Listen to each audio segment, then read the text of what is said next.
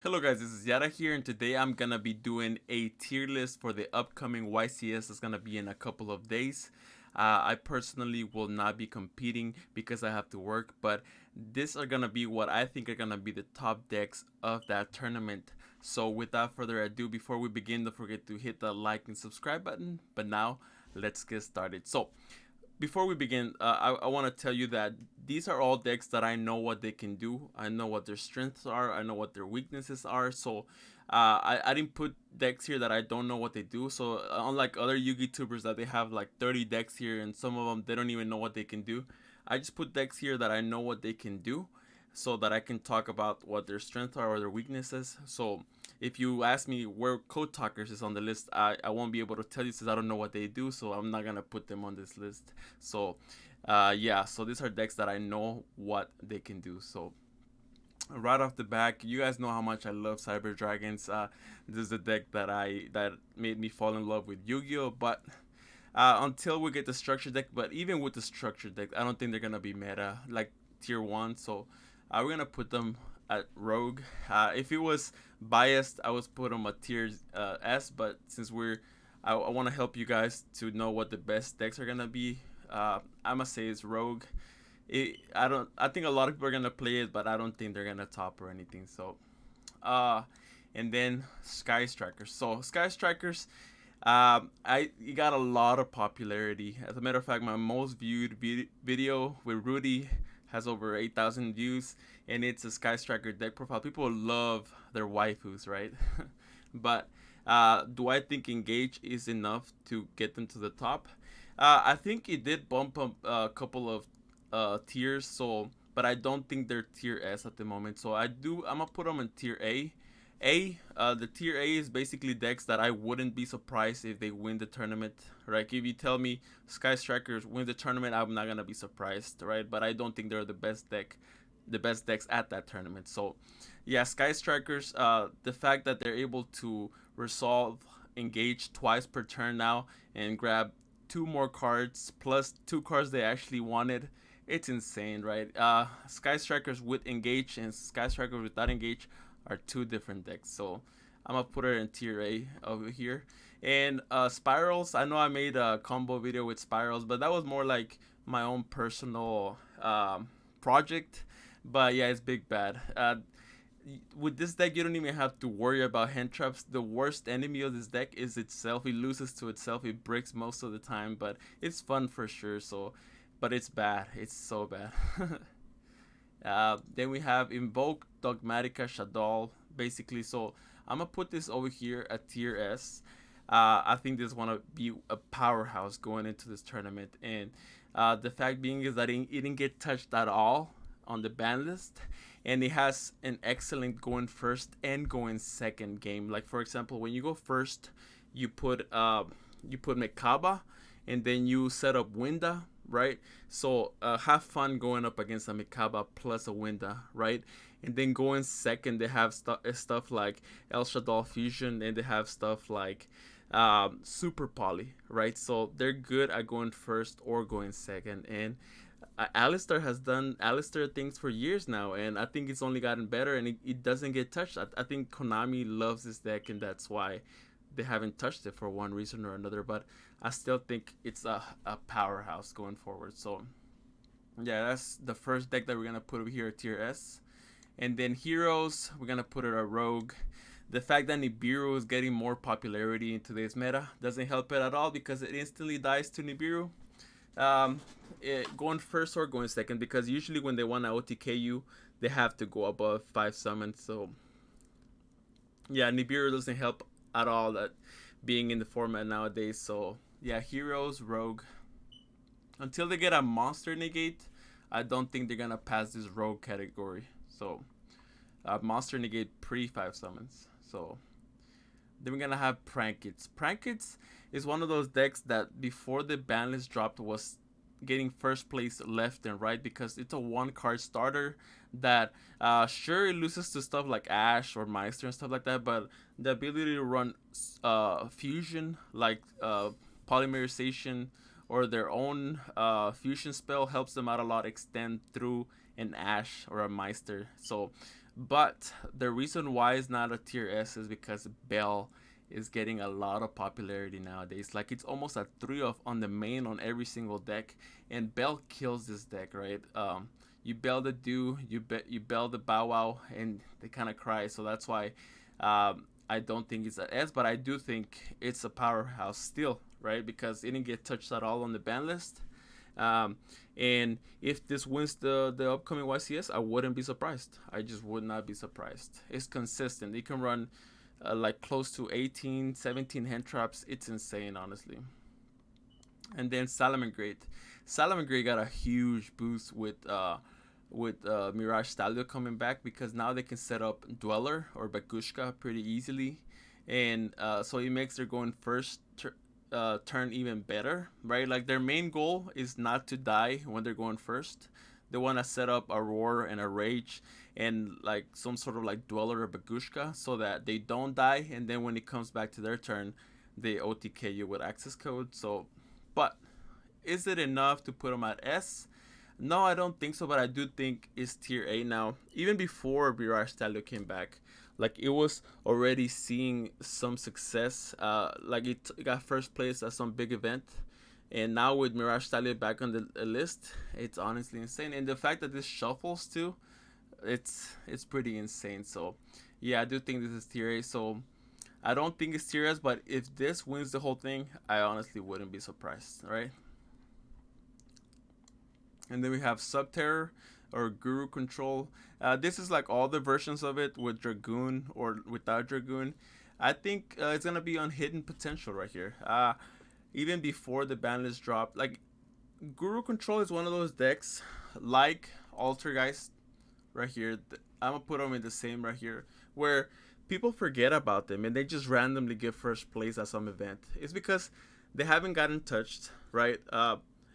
Altergeist is basically full power, and Guru, well, they've never been touched. But uh, I just think that it's one of those decks that benefit a lot on winning die rolls, right? So the more die rolls they win on any tournament, the more victories they are going to get. So that's why we see them just randomly get first place at some event, is because of the die rolls, right? So yeah, and this it's one of those decks that like to main Imperial Order, and Imperial Order is just a powerhouse because they don't run basically any spells. Like they mainly only run the Extravagance, right? So, yeah, and then I'm gonna put Hidden Potential right here because this kind of falls in the same category right here, where this deck on Dueling Book has close to a 90% win rate when going first. So this Infernoble Knights is one of those decks that benefit a lot in going first, right? If you win a lot of die rolls in any given tournament, then you are gonna place high, high, high because it's very hard for this deck to lose when going first because of the hand rips, because of the big board that it can set up. So yeah, Infernoble Knights. I would love to put it higher than this, but I know what its weaknesses are. I know where its choke points are. So that's why I'm a little bit hesitant to put it higher on the list. But don't get me wrong, this deck can catch people by surprise. Like before the ban list dropped, it was consistently getting like tops, like fourth, sixth, ninth place at big events, and yeah, and like now that Dragon Link is out of the format, I think that's even better for them. So don't be surprised if this just randomly tops, right? Like this deck can OTK you very easily. Like it can make access code or just with its own monsters like Charles and Gearfried, those big boss monsters can just OTK you. So yeah, don't be surprised. Don't be surprised. So then we have Dragon Link right here. Dragon Link got just neutered in the ban list. Do I think this deck is dead? No, I don't think so. There's a lot of people working on this deck to try to make it better now that they lost LP and two of its striker dragons. So I don't think it's dead. Do I think it's tier A? No, I'm gonna put over here a Hidden Potential because now it loses harder to hand traps, and now that Nibiru is getting more popularity, Nibiru hurts this deck a lot. So yeah, I just think that unless they manage to find a very good build before the YCS, I honestly don't see it topping.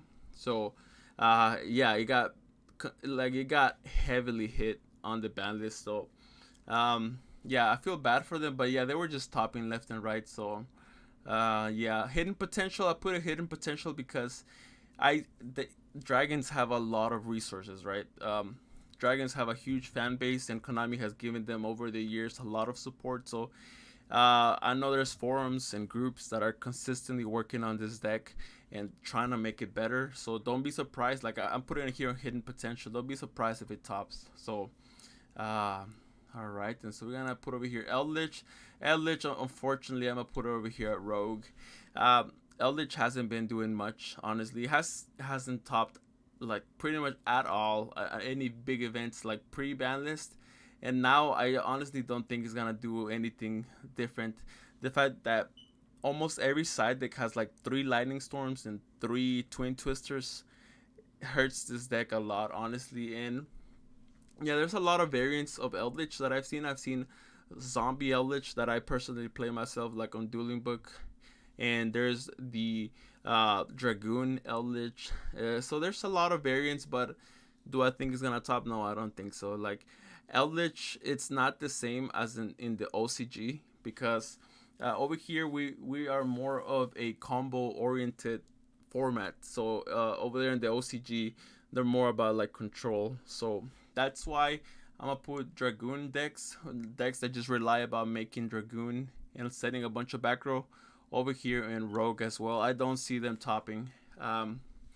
Yeah, like I say, it's different formats. Over there, Dragoon got banned because stuff like Maxi is at 3, and like even BFD is at 1. So it's whole different formats. Over here, Dragoon Pass is honestly not enough because if you put Dragoon against a deck like Drytron, they're just gonna make Zeus and just get rid of it pretty much, and then they're gonna build their board. And in if Zeus is not gonna be the way to out it, access code they're gonna access code it, or they already have an inbuilt engine to get to out Dragoon. Like everybody's ready for Dragoon, right? Dragoon is gonna catch nobody by surprise. And another reason why I don't like Dragoon is because it requires you to run 2 bricks, and that honestly doesn't sit well with me. Like I know I've had some bad experiences in the past where I draw Red Eyes and Dark Magician, and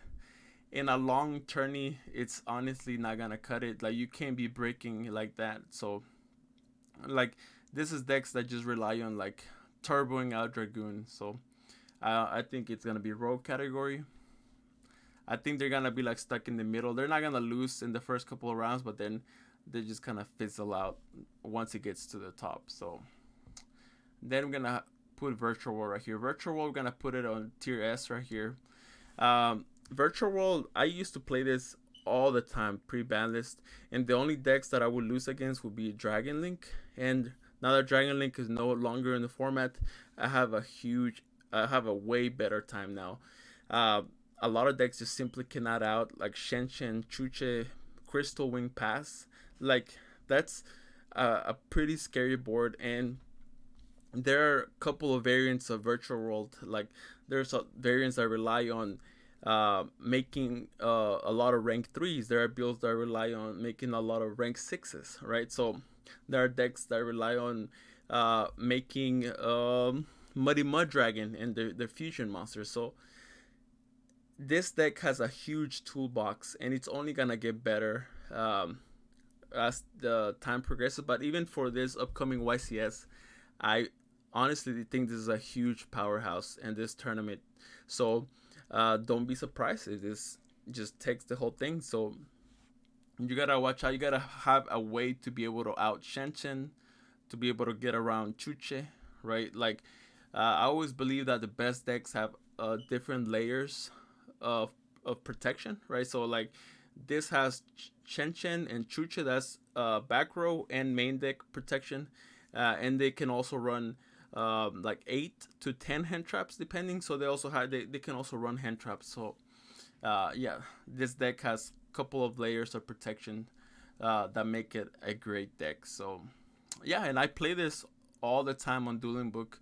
I go up against every single type of deck, and I already know what how strong this deck can be. So then we're gonna have the Buster Blader decks. I'm gonna put over here Rogue. Reason being is that mainly this relied a lot on Dragon Link being the most popular deck before this ban list. So now that they're no longer as popular or as strong, I don't think this deck will be as good as it was. It wasn't even that good pre-ban list, so yeah, Rogue. A lot of these versions of this deck also rely on making Dragoon, so yeah, I honestly don't see a lot of promise with this deck. So, all right, and then yeah, here I this is an easy tier S right here.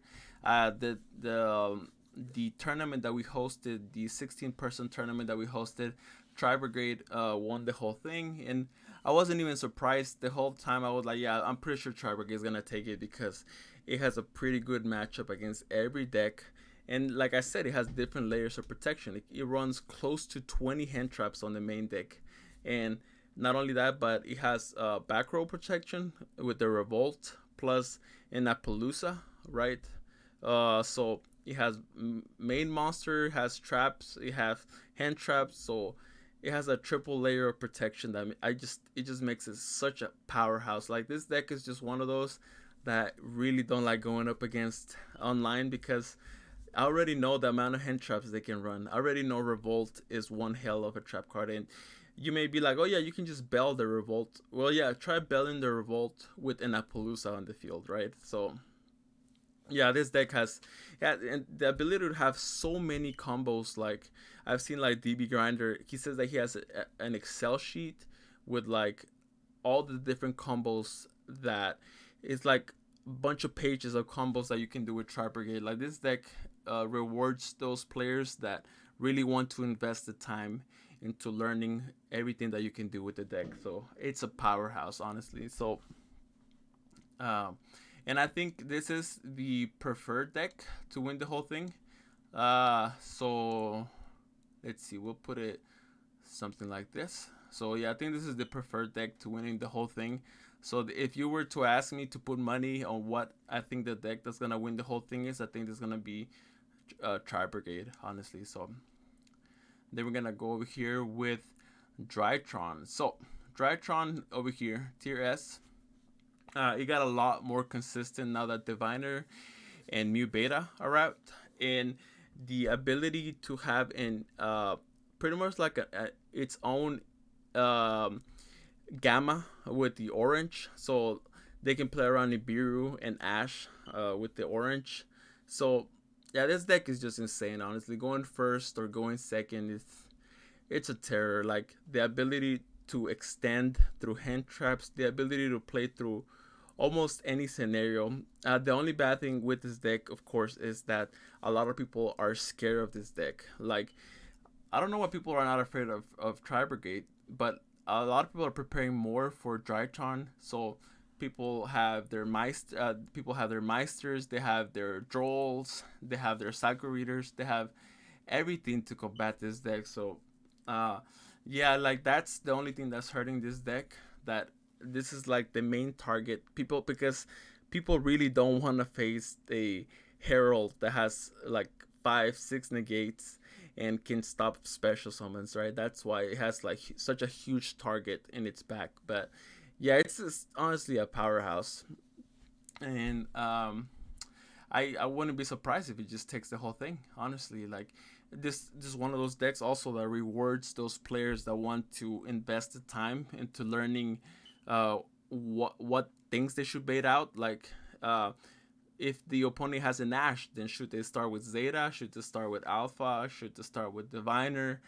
So this is one of those decks that requires the player to like learn how to bait out things, learn different avenues to get into their full combo. So yeah, so I wouldn't be surprised, like I say, if Drytron takes the whole thing. The only bad thing, once again, is it has a target on its back like the size of the moon. Literally, like this is like on everybody's mind. Like I don't want to lose to Herald. I don't want to lose I don't want to lose to Ben 10. I don't want to lose to Zeus. So everybody is ready for this deck. That's the only downside about this deck. So and then we're gonna go over here with Insectors. This big bad. I also made a little combo slash deck list video with this, and it's very bad.